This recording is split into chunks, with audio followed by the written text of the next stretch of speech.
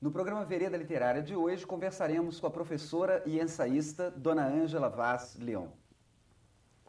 Bom, nós vamos conversar aqui sobre língua, sobre literatura e principalmente sobre o estudo e o ensino da língua e da literatura nas nossas universidades. Fique ligado. No ar, programa Vereda Literária, conversando hoje com a professora e ensaísta Dona Ângela Vaz Leão.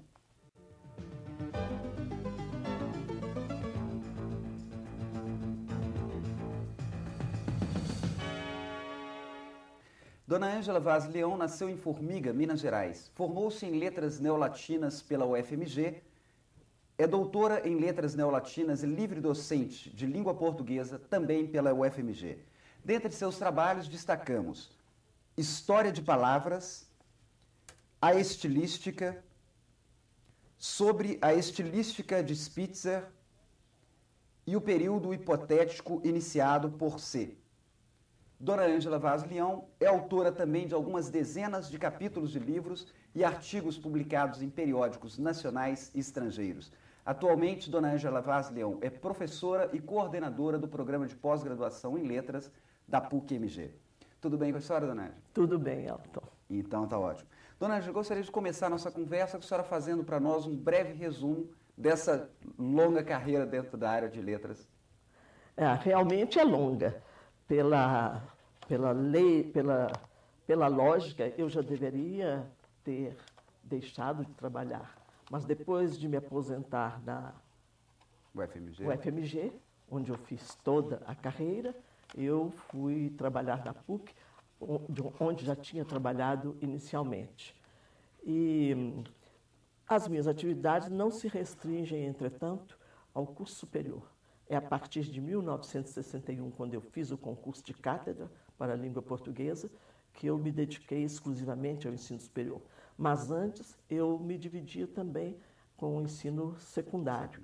E lecionei no Colégio Municipal, no Instituto de Educação, no curso pré-jurídico da Faculdade de Direito da UFMG, na Aliança Francesa, em todos esses lugares, por concurso.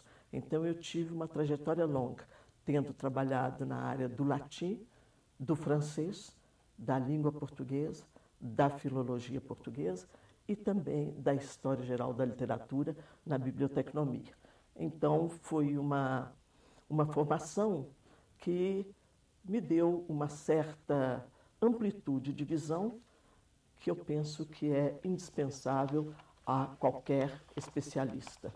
Não é possível uma especialização que comece desde a iniciação científica e que leve a pessoa até o doutorado, ao pós-doutorado, como às vezes se faz hoje. Ficam pessoas diante olhos, completamente bitolados. Pois é, a senhora diz como se faz hoje. Eu perguntaria para a senhora... Porque hoje é comum isto. Há ainda exceções honrosas. Você encontra físicos que são notáveis no conhecimento da literatura e da língua, como foi o professor Francisco de Assis Magalhães Gomes, como é o professor José Israel Vargas, como é o professor Evandro Mirra, e muitos outros, como é o professor Bustamante, da Engenharia da PUC, e há muitos outros. Eu até não deveria ter citado, porque certamente estou fazendo omissões, mas pode observar que eles são de uma outra geração. Mas são de uma outra geração. Hoje o ensino está muito especializado e o que nós estamos formando são legiões e legiões de pessoas bitoladas. E como que a senhora avalia o momento atual das universidades brasileiras no que diz respeito aos estudos literários? A senhora foi uma das fundadoras da Escola de Letras da UFMG, inclusive. Bom, eu acho que esses estudos vão muito bem.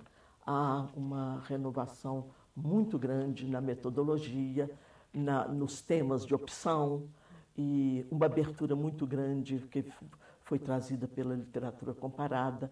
Então, eu penso que esses estudos vão muito bem. Há uma ânsia de publicação muito grande, às vezes grande demais, o que leva a um resultado de conjunto de publicações muito desiguais. Publica-se muita coisa boa, mas publica-se muita coisa que devia ir para a lata de lixo. Essa é a grande verdade. Agora, ao lado disso, há publicações extraordinárias, trabalhos de um valor extraordinário. E nós temos aqui mesmo, em Belo Horizonte, uma equipe de professores na UFMG e outra equipe na PUC que são de fazer orgulho a qualquer universidade de qualquer país do mundo. Mas se nós percorrermos alguns periódicos que se editam no Brasil, a pobreza de algumas publicações é de deixar a gente um pouco preocupado com o nosso futuro cultural. Dona Ângela, os estudos filológicos, a senhora tem uma muito sólida formação filológica e um empenho muito grande. Como é que a senhora avalia a situação dos estudos filológicos hoje nas universidades brasileiras? Bom, eu penso que a situação dos estudos filológicos não é muito boa. E isso não é por culpa nem das universidades, nem dos professores, nem dos alunos. É por culpa do nosso governo. Nós sofremos sucessivas reformas de ensino que tiveram alguns aspectos desastrosos. Por exemplo, tínhamos os cursos de letras divididos em neolatinas, anglo-germânicas e clássicas. Então, primeiro se restringiu isso ao curso só de língua portuguesa e uma língua estrangeira. Hoje se pode estudar só a língua portuguesa sem nenhuma língua estrangeira, quando a globalização nos atira para todos os lados do mundo.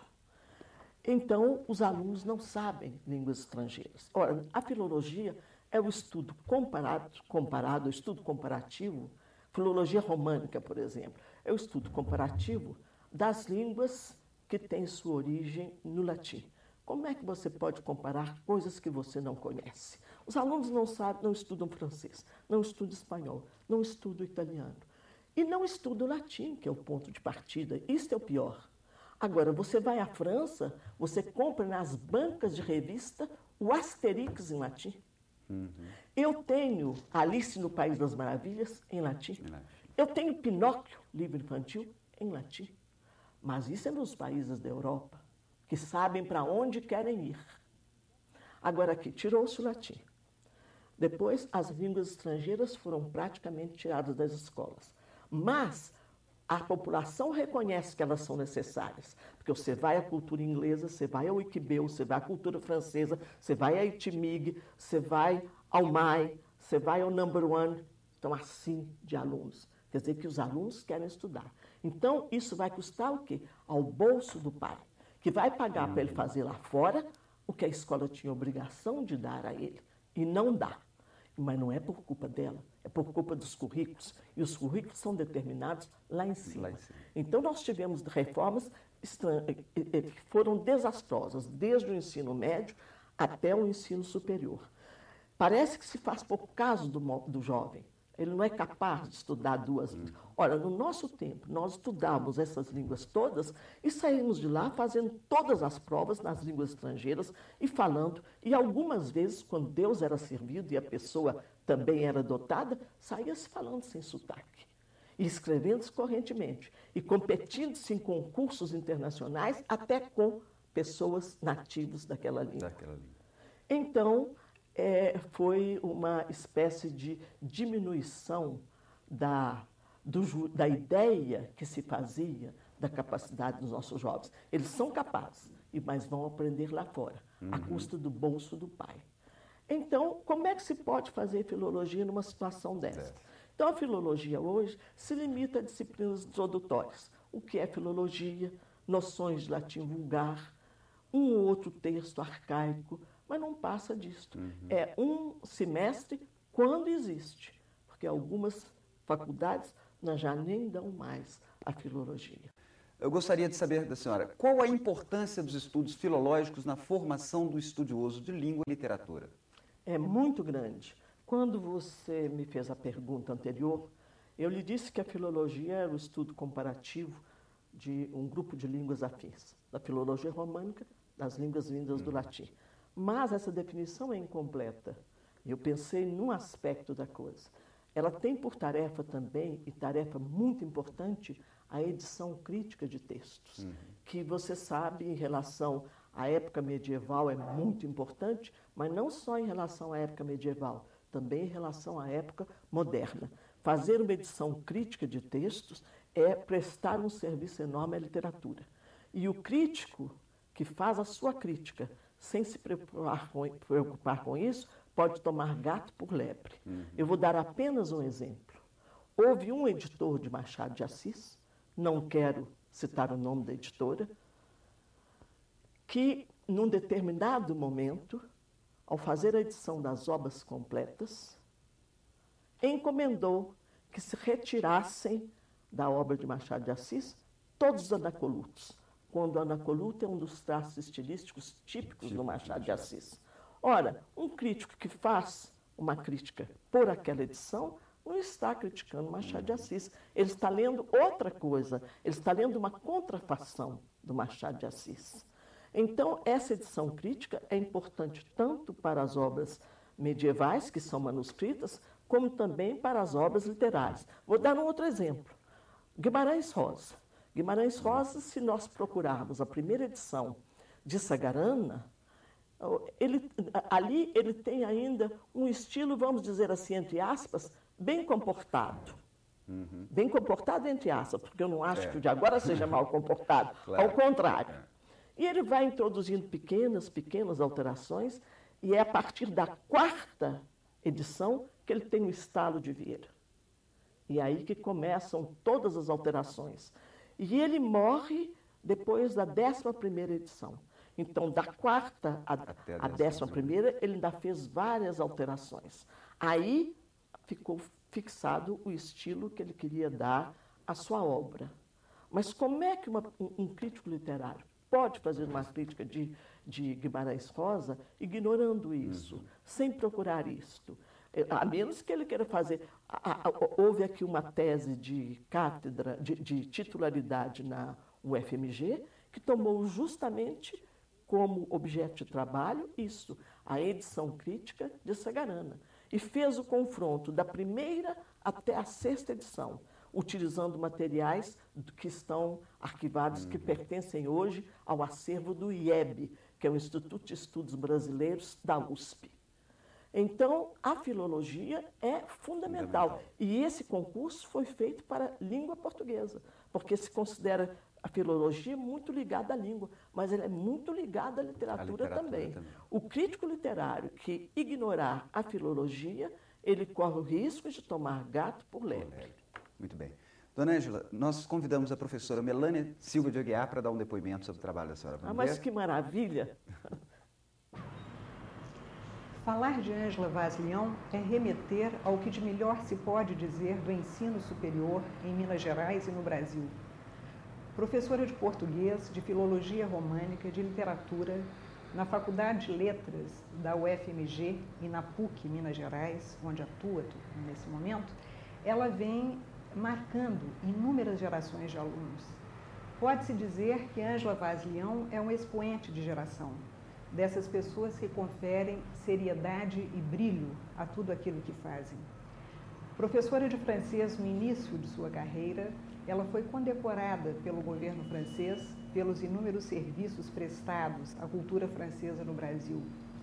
Foi a primeira diretora da Faculdade de Letras enquanto unidade independente da Fafiche, de 1969 a 1973.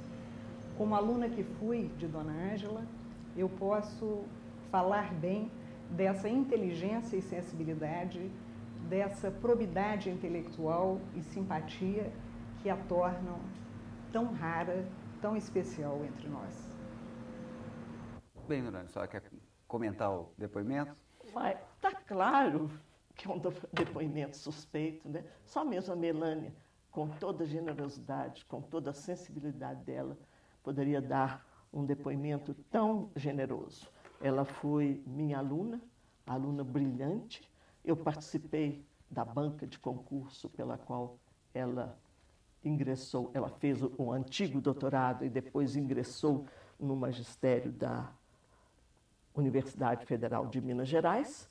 Mas, acima disso tudo, o que eu acho um título para mim é ser amiga da Melânia. Ela, sim, é uma pessoa rara. Não, a senhora sabe que a senhora também é extremamente... Dona Ângela, A professora Melânia tocou exatamente nessa questão de geração. Antigamente nós falávamos que a crítica literária existia, a crítica literária de periódicos. Hoje dizemos que ela está restrita ao universo acadêmico. Como é que a senhora avalia essa questão? A senhora considera também que a crítica literária morreu? Não, não considero. Eu acho que ela ficou adormecida por um certo tempo. Nós tivemos críticos brilhantes, isso já foi acentuado aqui pelo professor Wilton Cardoso na entrevista dele. Depois, quando se criaram as faculdades de filosofia, houve uma supervalorização do acadêmico, daquele que percorria, que fazia sua estrada dentro de uma universidade. E o outro passou-se a considerá-lo como um intuitivo, um impressionista. E a crítica literária jornalística foi caindo um pouco em descrédito. Não é? Foi o mesmo que aconteceu com os jornalistas, quando se criou o curso de jornalismo, que naquele tempo chamava de jornalismo e não de comunicação. Aqueles jornalistas brilhantes que não ralaram os bancos da escola, como nós temos hoje um Dino de Paiva, como temos tantos outros desse tipo, que não são jornalistas formados em jornalismo, mas pessoas brilhantes, que fizeram um jornalismo brilhante, passaram a ser olhados meio de lado por aqueles mocinhos que iam para a universidade. Hoje, felizmente, chegou-se a um ponto justo de avaliação. Hoje, a crítica jornalística renasceu através dos suplementos. Nós temos o suplemento do Minas Gerais, excelente. O suplemento da Folha de São Paulo, excelente. O suplemento do Jornal do Brasil, excelente. E de muitos outros jornais. Você vai a Porto Alegre, há lá um suplemento excelente. Você vai a Recife, há outro suplemento excelente. E, por exemplo, se você pegar os suplementos do Rio de São Paulo, lá você vai encontrar artigos assinados por Silviano Santiago, você imagina, um dos maiores nomes da nossa crítica, por Afonso Romano Santana, por Luiz Costa Lima e por muitos outros. Também não é bom citar, porque sempre a gente incorre em esquecimentos, né? E essas pessoas todas são pessoas que estão dentro da universidade, ou pelo menos que estiveram dentro da universidade, e que militam no jornalismo. Nós temos hoje uma crítica jornalística muito boa, e bobo é aquele que não coleciona os suplementos de fim de semana. Exatamente. Dona Ângela, o tempo desse bloco está acabando. Eu gostaria de uma última pergunta breve nesse bloco. A reforma ortográfica que está sendo proposta no sentido de unificação nos países de língua portuguesa, qual a avaliação da senhora sobre isso? Bom, eu sou favorável a ela, sabe? Eu sou muito favorável. Sei que muitas pessoas são contra. O próprio professor Wilton Cardoso, que foi meu professor, meu mestre, meu grande amigo, é contra. Eu sou favorável a essa reforma. Eu acho que nós falamos uma só língua, são dialetos diferentes, são variedades diferentes, e é preciso que nós preservemos essa diferença. Nessa diferença é que está o grande valor de cada uma delas, mas nós não podemos ignorar o fundo comum que faz que eu possa ler um poema, por exemplo, do Fernando Pessoa, ou um poema do Miguel Torga, que é também um grande poeta, além de um grande contista, como leio um do Carlos Drummond de Andrade. Muitas vezes, quando me perguntam pela questão da colocação de pronome, como é? Pode-se ou não se pode começar a frase do pronome ambíguo? Senhor, olha, eu vou te citar só um verso de Camões. Agora tu, Calíope, me ensina, o imperativo.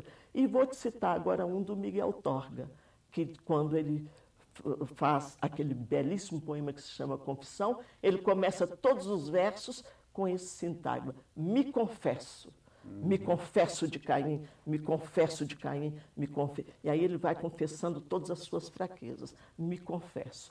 E é um verso moderno, de um autor contemporâneo. Então, essas diferenças não são tão grandes assim, elas são maiores na fonologia e no vocabulário. Por isso mesmo, eu acho que se nós temos esse fundo comum, não custa nada darmos um passo, os portugueses caminham um pouco para cá, os brasileiros caminham um pouco para lá, e no fim a gente se encontra. Eu acho que seria uma coisa muito boa que nós tivéssemos uma ortografia só. Não penso tanto em Portugal e no Brasil, penso nas nações emergentes de língua portuguesa. A senhora terminou falando dos países emergentes de língua portuguesa. E a senhora coordena exatamente um programa de pós-graduação em letras na PUC-MG de literaturas de língua portuguesa. Eu gostaria que a senhora falasse para nós essa proposta. Sim. Quando nós fizemos essa proposta, nós pensamos, sobretudo, na ocasião, num objetivo prático, que era atender a uma determinação das normas que regem a pós-graduação, para que não haja duplicação de meios para os mesmos fins numa mesma cidade. Então, como a UFMG tinha uma pós-graduação em literatura brasileira, nós pensamos em fazer uma coisa mais ampla, incluindo a portuguesa e incluindo as africanas de língua portuguesa. Foi, na ocasião, quase que uma temeridade, porque nós não tínhamos nenhum professor especialista de língua portuguesa. Podiam-se contar nos dedos, no Brasil, as pessoas que tinham essa formação.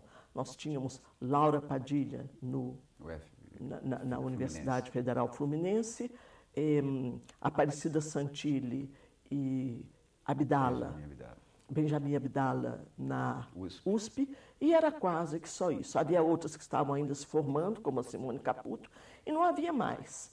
E nós resolvemos abrir essa linha, achando que era uma linha de grande importância, dada a formação cultural brasileira e o componente de cultura africana que entra na nossa cultura. Pois bem, mas nós não tínhamos um professor. E a CAPES exige que se tenha pelo menos 4 doutores para cada área. Nós não tínhamos nenhum. Então, fizemos uma proposta, a CAPES, assumindo o compromisso de dar a essa disciplina a mesma importância que nós dávamos à brasileira, para a qual nós tínhamos professores suficientes, e manter esse curso com professor visitantes até que nós pudéssemos formar o nosso próprio corpo, ter um professor nosso. E assim se fez. Quando nós completamos 12 semestres de existência do curso, já tínhamos dado 13 disciplinas de africanas, convidando Laura Padilha, que nos prestou excelentes serviços, convidando Benjamin Abdala e Aparecida Santilli, que também nos prestaram excelentes serviços, e convidando também um professor moçambicano, o professor Lourenço do Rosário, que este ano veio aqui pelo 8º ano consecutivo. Durante 8 anos consecutivos, ele ficou na PUC um mês conosco. E assim nós fizemos. Mas, a essa altura, nós agora já temos uma professora da casa, que é a professora Maria Nazaré Soares Fonseca, que tem uma excelente formação, que era professora de literaturas francesas, literaturas francófonas, quero dizer, do Caribe e da África, e que acabou, se ela é brasileira, ela sabe mais o português do que o francês, evidentemente. Então, não era uma transferência difícil. A metodologia ela conhecia, porque a metodologia de abordagem do texto literário independe da língua em que ele é escrito. E o corpus da literatura africana é um corpus ainda muito pequeno, porque essas literaturas africanas de língua portuguesa, elas existem praticamente a partir da independência. Pensando que a independência de Moçambique, por exemplo, foi em 74, nós temos muito pouco tempo de literatura. Se nós somarmos tudo quanto essas literaturas já produziram, dá menos do que a produção brasileira só no século XX. Então, era um corpus que se poderia dominar com não muito tempo. E a professora Ana Maria Nazaré aceitou o nosso convite, aceitou o desafio. Agora, dona Ângela, qual a qualidade geral desse corpus da literatura africana? Bom, todo corpus de uma literatura é desigual, mas o corpus da literatura africana é geralmente muito bom. Ele tem menos desigualdades, porque eles já começaram maduros. Eles começaram sob o impacto das guerras da independência. Eles começaram fazendo uma literatura profundamente engajada, uma literatura de compromisso, muito responsável, e depois todos esses autores do princípio tiveram uma formação europeia muito boa. Todos eles vinham de universidades portuguesas. Então, eles dominavam perfeitamente a língua e eles foram muito influenciados pelos brasileiros. Por exemplo, a literatura inicial, que se inicia no Cabo Verde, lá pela década de 30, ela é influenciada pelos nossos modernistas, eles confessam isso. Não é uma intertextualidade implícita, não. Ela é explícita. Eles falam neles a todo momento. Agora, por exemplo, o Miyakoto, em Moçambique, que nós podemos considerar quase como, com as devidas distâncias, o Guimarães Rosa do Moçambique, com as devidas distâncias. Guimarães Rosa é Guimarães Rosa, não é? Mas é um grande autor. Então, ele confessa, ele fica orgulhoso de saber dessa aproximação que se faz entre ele e o Guimarães Rosa. Então, eu penso que escritores como Luandino Vieira, como Noêmia de Souza, como Miyakoto, são escritores que hoje poderiam figurar em qualquer grande literatura da literatura universal. Então, acho que nós fizemos uma coisa muito acertada e hoje nós já temos um número grande, já temos, parece que, 7 dissertações defendidas na área de africanas. Temos um grupo de pesquisa muito ativo sob a direção da professora Nazaré e temos várias dissertações em andamento. Já realizamos aqui também um congresso internacional de estudos africanos, isso foi em 95, com a participação de escritores de Cabo Verde, de São Tomé, de Angola, de Moçambique. Não me lembro se de São Tomé veio a professora Inocência Mata. Vieram professores de todos esses países. A proposta está excelente. Dona Ângela, infelizmente, nosso tempo está chegando no final. A professora Melânia é que vai fazer para a senhora a última pergunta. Sim. Dona Ângela, a senhora que tem planejado tantas coisas e tem levado a cabo tão bem tantos projetos, quais são os seus próximos projetos? O que é que a senhora está planejando nesse momento para o futuro imediato ou mais longamente? Quais são os seus planos? Melânia, essa é uma pergunta muito maliciosa, porque você sabe que eu já não sou criança. Na realidade, é porque eu nasci em formiga, sempre tive um pouco de formigueiro no corpo. Então, você sabe que os projetos que eu idealizei e que eu montei não foram poucos, não, foram muitos. Não só na UFMG, como na PUC, como em outras instituições de ensino e culturais da minha terra natal e do estado de Minas. Você sabe disto. Agora, eu penso que, tendo ajudado a criar, é claro, essa pós-graduação em letras da PUC, o que eu quero fazer é me dedicar a ela até quando eu puder trabalhar e fazer que ela cresça com o mesmo padrão de qualidade que lhe é reconhecido pelos nossos pares em todo o país. Falta-nos, por exemplo, um doutorado de língua portuguesa. Mas, ao contrário de muitas universidades, que às vezes, sem ter muito gabarito para fazer nenhum mestrado, abrem de cara um mestrado e um doutorado, nós, lá na PUC, somos muito prudentes. Essa é uma recomendação do nosso reitor e é também uma filosofia de trabalho minha. Só depois que uma coisa um nível está consolidado, se parte para o outro. Foi o que nós fizemos nas áreas de literatura.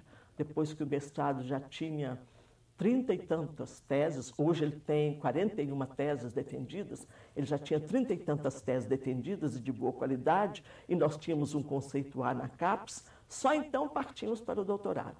Esperamos exigir da língua portuguesa a mesma produção em qualidade e em quantidade para criarmos o doutorado em língua portuguesa. Esse é o próximo projeto. Dona Ângela Vaz Leão, Vereda Literária, agradece a sua entrevista e deseja muito mais sucesso para o seu trabalho. Muito obrigado. Obrigada.